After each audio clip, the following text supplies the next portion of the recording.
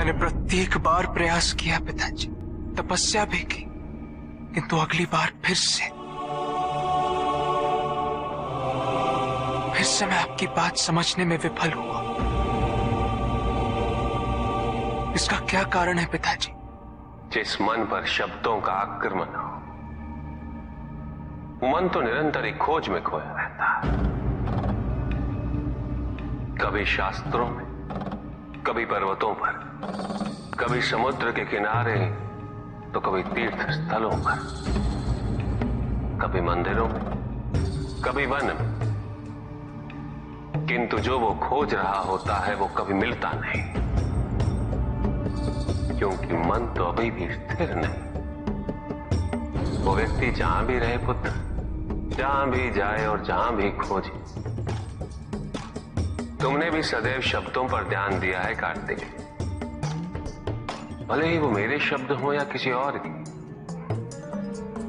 तुम्हारी प्रतिक्रिया तो उन शब्दों पर ही आती, और जो मन केवल शब्दों को सुनता है, वो उसके निहित अर्थ से स्वयं वंचित रह जाता। शब्दों की सत्यता को समझने के लिए, उनकी अनुभूति के लिए मन में शांति के साथ साथ रिक्तता भी अनिवार्य है, शून्यता भी अनिवार्य है। मन में इतना स्थान होना चाहिए पुत्र कि वो शब्दों के परे पहुंचने की यात्रा कर सके। किंतु मन कभी शून्य नहीं रहता, रिक्त नहीं रहता। वो सोचता है कि शब्दों का आधिक्य ही ज्ञान अर्जन है, शब्दों से ही ज्ञान है, इसलिए शब्दों का संचय करता रहता है। मन ये नहीं जानता कि परम ज्ञान तो शब्द अतीत है, एक अनुभूति जिसे शब्दों से बांधना असंभव है। शब्दों का अपना मूल्य क्या है कार्तिक? कुछ भी नहीं। जब भी कोई ईश्वर का नाम लेता है तो क्या ईश्वर मात्र एक शब्द में ही सीमित हो जाते? नहीं, यहां शब्द सत्य नहीं, सत्य है वो अनुभूति जो इन शब्दों में विद्यमान है। यदि शब्द ही सत्य होते तो मात्र भोजन कह देने से व्यक्ति की क्षुधा शांत हो जाती। इसीलिए माता शब्दों की नहीं पुत्र, उस अनुभूति की है जो उन शब्दों से संबद्ध है। यदि शब्द नहीं भी होते तो वे ईश्वर अवश्य होते। यदि शब्द नहीं भी होते तो सुख और दुख की अनुभूति अवश्य होती, जल की शीतलता की अनुभूति होती, सूर्य की ऊष्मा और चंद्र की शीतलता की अनुभूति होती, प्रेम की अनुभूति होती। किंतु यदि अनुभूतियां ना हो तो शब्द निरर्थक है। शब्दों से तृप्त हो जाना ज्ञान का अंत है, अज्ञानता का प्रारंभ है। ज्ञानी वही है जिसके पास अनुभूतियां, अनुभव, और उसके लिए मन को शांत व रिक्त तो करना ही पड़ेगा पुत्र।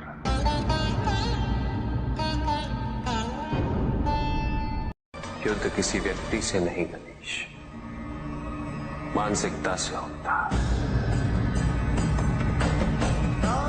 युद्ध में संघर्ष अच्छाई या बुराई का नहीं होता, सभी में अच्छाई है और बुराई भी है पुत्र। युद्ध तो विचारधाराओं का होता है। व्यक्ति अपने पराक्रम पर, अपनी क्षमता पर विश्वास कर युद्ध करता है, और जब उस विश्वास को क्षति पहुंचती है तो सब कुछ निरर्थक प्रतीत होने लगता है। किंतु आपसे पराजित होकर भी लोहितांग क्यों नहीं समझ रहा? उसे अपनी स्वतंत्र इच्छा का उपयोग कर उचित मार्ग पर चलने का प्रयास करना चाहिए। व्यक्ति अपने को खो दे समझती है, व्यक्ति अपने को समर्पित कर दे, छोड़ दे अहंकार को, तो ब्रह्म की इच्छा ही पूर्ण होती है। और अभी भी वही फलित हो रही है। ऐसा नहीं है कि हम उससे भिन्न फलित करा लेंगे, लेकिन व्यक्ति भिन्न फलित कराने में लड़ेंगे, टूटेंगे, नष्ट हो। एक नदी में एक बार बाढ़ आ गई पुत्र। दो छोटे से तृण उसमें बह रहे थे और उसमें से एक नदी में तिरछा पड़ गया और वो बाढ़ को रोकने का प्रयास कर रहा था। वो अत्यंत ऊंचे स्वर में कह रहा था कि नदी को आगे नहीं बढ़ने देगा। यद्यपि नदी तो बस बढ़ती ही जा रही थी। वो फिर ऊंचे स्वर में यही कह रहा था कि मैं इसे अवश्य रोकूंगा, यद्यपि रोक नहीं पा रहा था। नदी को तो उसके संघर्ष का कुछ भी पता नहीं चल रहा था, किंतु नदी को उसके होने या ना होने से क्या अंतर। उस कण के लिए तो यह अत्यंत महत्वपूर्ण था। उसका जीवन तो संकट में था। वो तो बस बहे जा रहा था। वो जहां भी पहुंचता, किंतु उससे पहुंचना तो संघर्ष करके ही था। किंतु ये बीच का क्षण, ये बीच का काल दुख, पीड़ा, द्वंद्वता का काल है।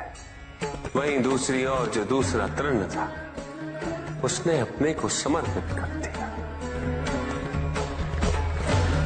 वो तो नदी में सीधा पड़ा हुआ था। नदी के प्रवाह के साथ साथ बहता जा रहा था और उसे ऐसा प्रतीत हो रहा था जैसे कि वो नदी को दिशा दे रहा है, उसे प्रवाहित होने में सहायता कर रहा हो। वो तो ये निश्चय कर बैठा था कि नदी को समुद्र तक पहुंचाकर ही रहेगा, किंतु नदी को उसकी उपस्थिति का भी आभास नहीं था। नदी पर उन दोनों के होने या ना होने का कोई प्रभाव नहीं था। नदी तो बस बहे जा रही थी। ब्रह्म की इच्छा को जाना नहीं जा सकता, किंतु ब्रह्म के साथ एक अवश्य हुआ जा सकता, और तब व्यक्ति की अपनी इच्छा तो खो ही जाती है। केवल उसकी इच्छा ही शेष रह जाती है। द्वैतांग को अपनी आगे की यात्रा पूरी करने हेतु अत्यंत महत्वपूर्ण निर्णय अवश्य लेने होंगे। केवल उसके अहंकार को, अपितु उसके आत्मसम्मान को भी क्षति पहुंची। जहां से इस युद्ध का अंत हुआ है, वहीं से लोहितांग के अंतर युद्ध का आरंभ हुआ है। और जो भीतर पराजित होता है, उसे हर दिशा में केवल पराजय ही दिखती है।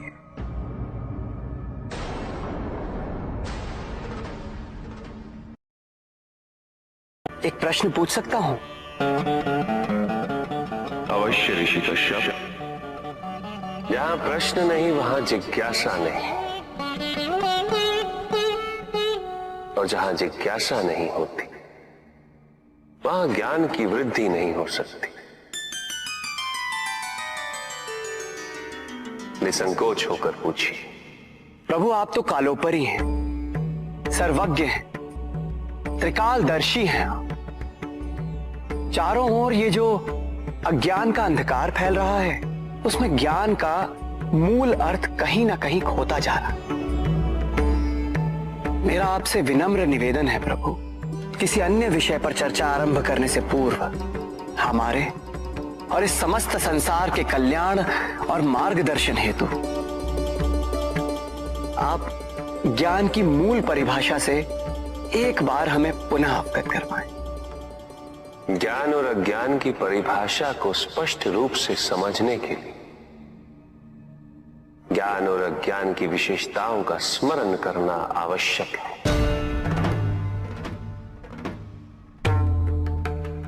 जिसके कारण स्वार्थ, विनाश, क्रूरता, अशांति और भय में वृद्धि हो, वह अज्ञान है। किंतु जो व्यक्ति को उदार, निर्भीक, सहनशील और विनम्र बनाए, वही ज्ञान है। अज्ञान की शक्तियां दुरुपयोग करने हेतु प्रेरित करती हैं, किंतु जो अपनी शक्तियों और अपने सामर्थ्य के प्रति अपने उत्तरदायित्व को समझाए, जो न केवल अपने अपितु अपने से पहले संसार के उद्धार हेतु प्रोत्साहित करे, वो ज्ञान है। ज्ञान का मूल उद्देश्य ही परोपकार है, सृजन है। दूसरों की भावनाओं को समझना, उनका आदर करना, यही ज्ञान है। क्योंकि ज्ञान हमें न केवल अपने अपितु दूसरों के दुख और सुख के प्रति भी संवेदनशील बनाता है। किंतु जो दूसरों की भावनाओं का अनादर करे, उसे ज्ञान की श्रेणी में कैसे रखा जा सकता है? अज्ञान के कारण व्यक्ति सांसारिकता में बंधता जाता है, मोह माया में उलझता जाता है। अज्ञान परम सत्य से दूर ले जाने का माध्यम है, किंतु ज्ञान व्यक्ति को परम सत्य की ओर ले जाता है। ज्ञान मुक्तिदायक है, मोक्ष का मार्ग है। और इस मुक्तिदायक ज्ञान का सर्वोच्च रूप है आत्मज्ञान, और यही ज्ञान की पूर्णता भी है। अब सभी के उद्धार के लिए मैं आपसे निवेदन करता हूं, भक्ति का उचित मार्ग बताए हमें, ताकि मेरी भांति दूसरा कोई भूल ना करे। भक्ति मुक्ति का आधार है पुष्पधर, और मुक्ति तो केवल समर्पण से ही संभव होगी। और समर्पण का भक्ति कब मोह में परिवर्तित हो जाती है,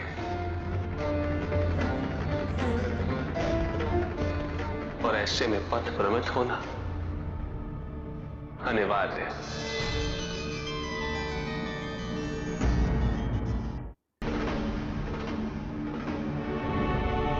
प्रभु, तांडव की परिभाषा क्या है?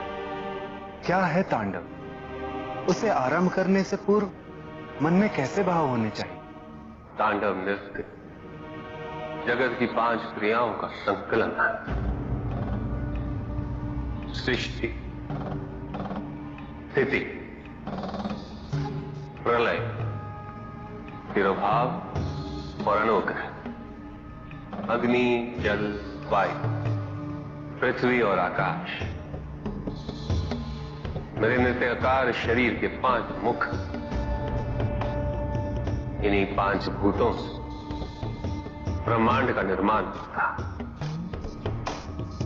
पृथ्वी से सभी भूतों के शरीर बनते हैं, और उनका पालन जल से होता है, और संपूर्ण भूतों का अंत अग्नि से होता है।